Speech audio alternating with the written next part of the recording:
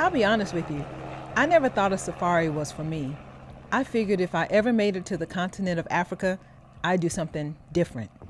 But here I am, right in the heart of it. Safari, a Swahili word meaning journey. But this is no ordinary journey. It's stepping into a world where you are the guest, where lions roam as kings, elephants march with purpose, and at night, no cars, no horns, just the hum of the wild, pure and unfiltered. It's not just a trip, it's an awakening. And trust me, it changes you. This is Safari. Welcome back to Travel Tips and Recommendations with Nikki and Tommie. Guess what? Today is just me. I'm Nikki. For those of you who don't know, we are retired Army veterans, but now travel is our life. Today, I'm excited because I'm bringing you along a bucket list adventure to Botswana's iconic Savute Lodge, the first of a few videos highlighting my trip to Africa. We started this trip out in Texas. Well, I started this trip in Texas to LAX to meet up with my friend Jen because I wanted us to travel together. So we left from LAX and flew to Qatar. I know an unlikely path, but that was the one that was the most reasonable path for us to take. So we got to Qatar, and we had over an 8-hour layover there. So we decided to do a night tour. If you have that many hours of a layover, then you can do a day tour, which was like 3 hours long. So we ended up doing that. We left from Qatar and then flew to Cape Town, which was almost a 10-hour flight down to Cape Town. We were there and then spent a few days in Cape Town. From there, we landed in Botswana. And then from Botswana, we took a short flight from Botswana to Maun. And that's where the actual Savute Lodge is in Maun.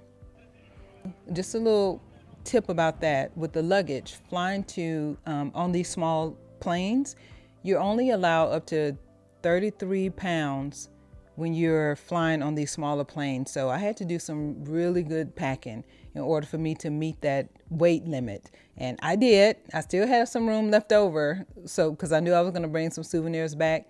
It was a challenge, but we did it. Let's start off with another stunning Belmont property. If you know, you know. Belmont doesn't miss, and it delivered once again. The lodge was way more than I expected from my African safari. But here's a twist. This time, I didn't travel with Tommie by my side. It was just me and my girl Jen, aka this girl Jen.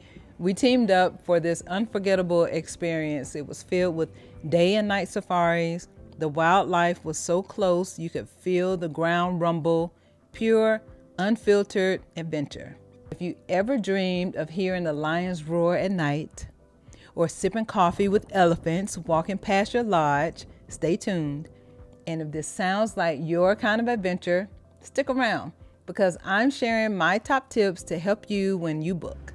Now back to the lodge. After a short drive, we arrived at the Savute Lodge, nestled in the heart of the Chobe National Park. Now remember, this is no ordinary lodge, and this time it was luxury mixed with raw, wild adventure. And so when they drove onto the lodge area, they welcomed us with lovely singing from the staff. Absolutely amazing.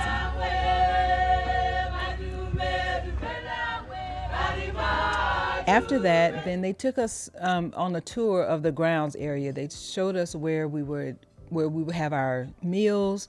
They showed us the little bar area where we could sit and just kind of relax. And then they walked us to our actual cabin.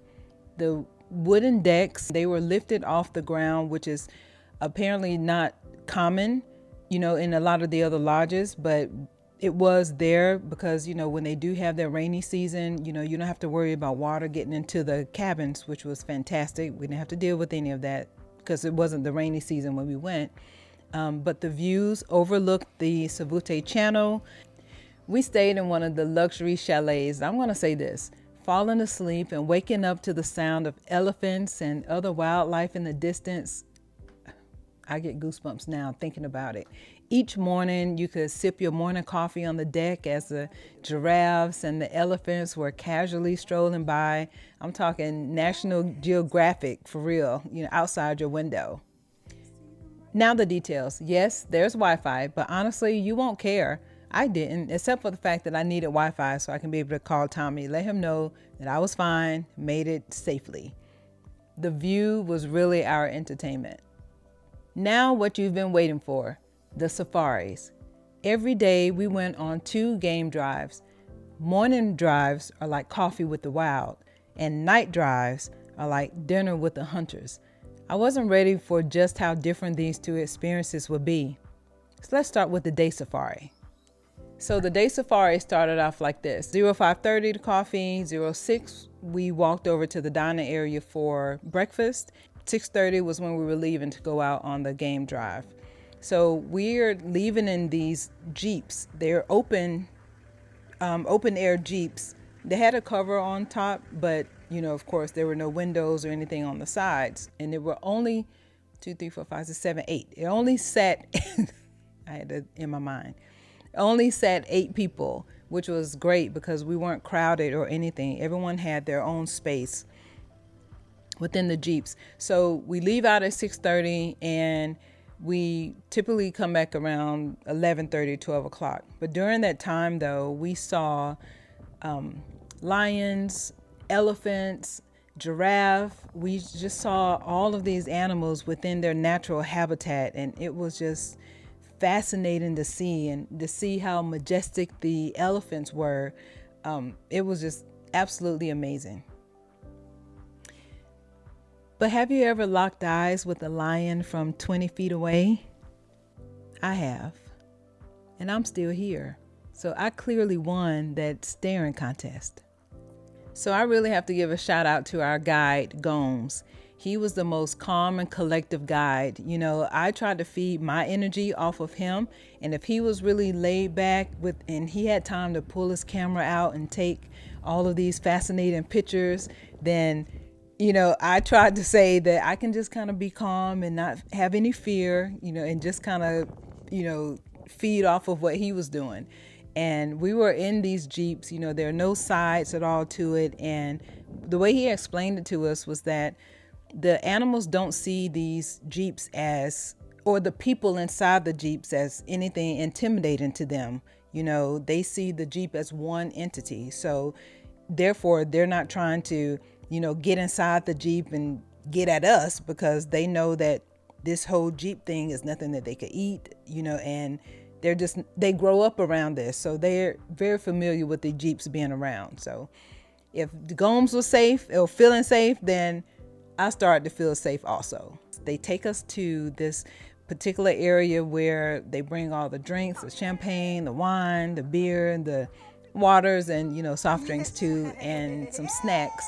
They set this up where we're able to just kind of, on this kind of mountain area, sanded mountain area, where we can watch the sun down, toast champagne, and just kind of revel in what we just experienced for that day.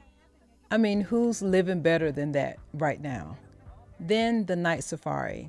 So it's a totally different experience on the night safaris, because during the daytime, we did see the lions, in their habitat, but they were really sleeping most of the time. So you just kind of seeing them sprawled out, sleeping. But then you go out at nighttime, because they are nocturnal.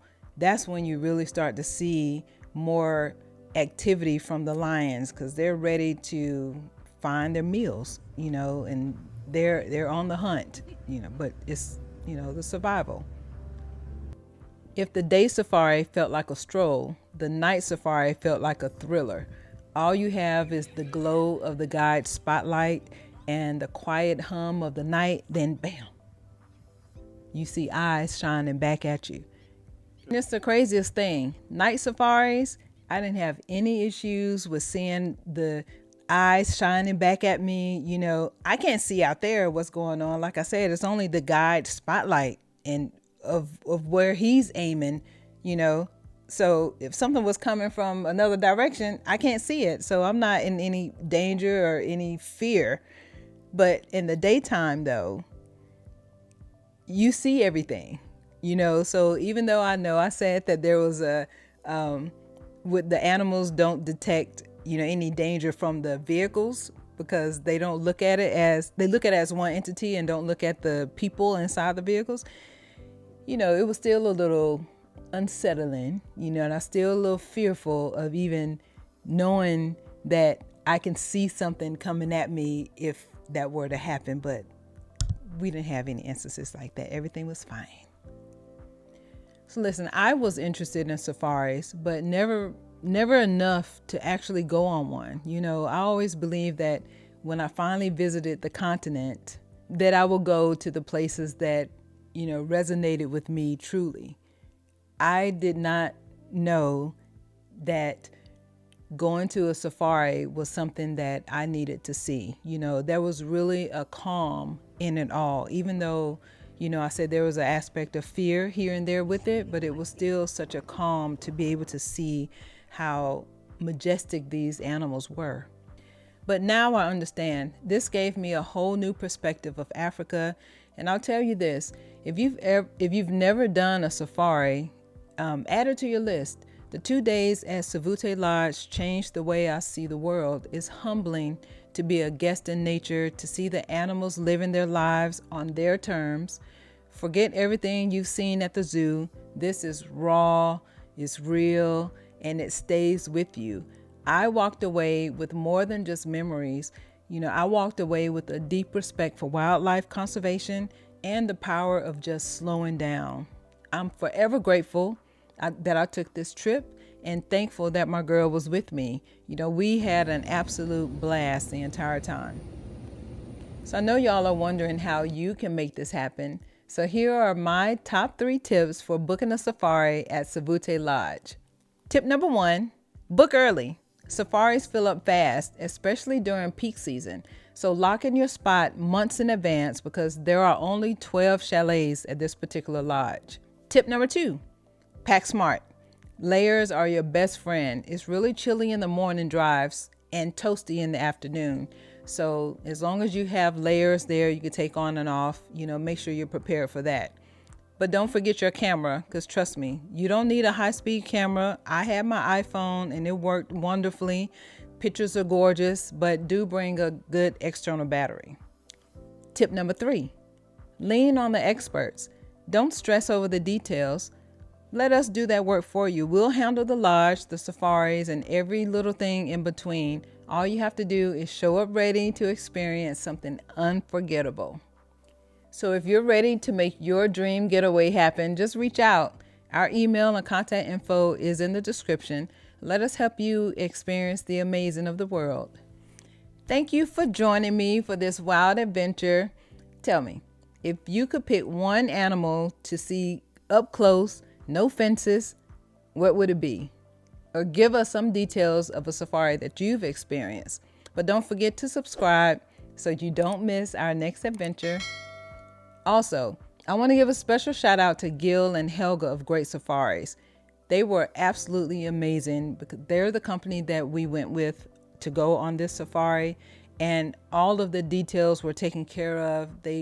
We established a really good relationship with them. So, we know if we have clients that want to travel with them, go to Botswana, go to Kenya, Tanzania, any other safaris, we can reach out to them directly for that. So I really want to give a shout out to them, because I appreciate everything they did for us.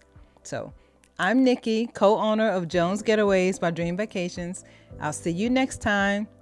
Bye.